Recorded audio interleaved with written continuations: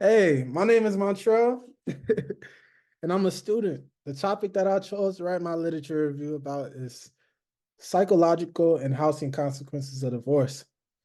I chose this issue because it's something that I see in my personal life. I was intrigued to discover how much economic health has a role to play in the deciding factor on whether couples cohabit or split after divorce. So let's take a deeper look into my review. Okay. Through well-received scholarly articles, we can analyze how various European and American divorced couples deal with separating the home and how it affects the economy's well-being. Knowing this process benefits all stakeholders in society, giving us an understanding of all the various dimensions of divorce and its effects on the individuals. My four objectives or my four research questions was who is often awarded the house in divorce? What are the mindset of those going through this process? What are the consequences of losing a home to divorce? How does the location affect mobility for those who recently split? Before I start, I'd like to explain how I found my journals, articles, and dissertations for my literature review. I use journals and articles relevant to physiological and housing consequences of divorce, articles from years 2019 to 2021.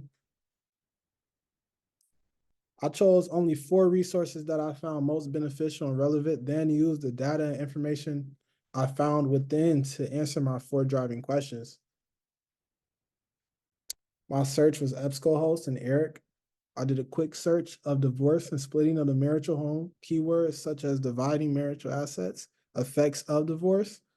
I use articles that are found on JMU and UWM library website, and I only use entire articles. My method was I took each article and decided which of the four questions it will help to address.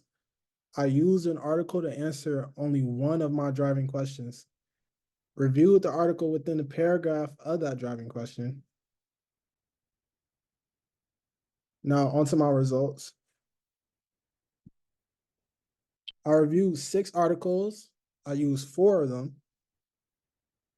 My findings were a woman's age increases the probability of staying in the joint home for at least 3 years following separation and decreases the likelihood of moving first. Investment in the child is interfered with by a parental preoccupation, such as in separation and divorce. The parent withdraws attention from the child for a brief period, which leads to the child feeling abandoned, often contributing to the child's mental development and confidence. What was found was that couples who separate often face more moving experiences after the separation is final. It was also found that couples who lived independently before the divorce stayed in the same living environment upon the finalization of divorce. They were able to discover that separated men are more likely to move than to cohabit in the space, and the risk of residential change is the highest right after a divorce and decreases with duration since separation. My takeaways from my findings were that age, children, and economic stability were all major factors, and were whether individuals choose to leave a marital home or stay for a period of time after the finalization of the divorce.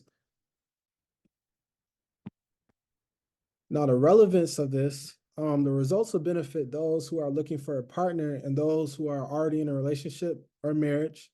The information is something to be considered when facing possible outcomes of the union. The articles I found weren't studies done in just the United States. They were different variations in data of how long it takes for one individual to move out based on which country they inhabit. An argument can be made that the investigated groups are too diverse, so the data can be inconsistent with its timeframes, but the overall narrative is supported well by each article that can't be overlooked. We can see that dividing assets can be a complex process when dealing with separation. Divorce isn't a straightforward solution to differences. Children are often ignored in this complicated process, which can sometimes cause stress in their early childhood development. we have to understand that divorce creates more problems than it solves. My future questions for it will be, if we see a rise in divorces and a decrease in newlyweds, how will this change the housing market? Or has individuals that have divorced able to achieve a comparable economic status to when they were in a marriage?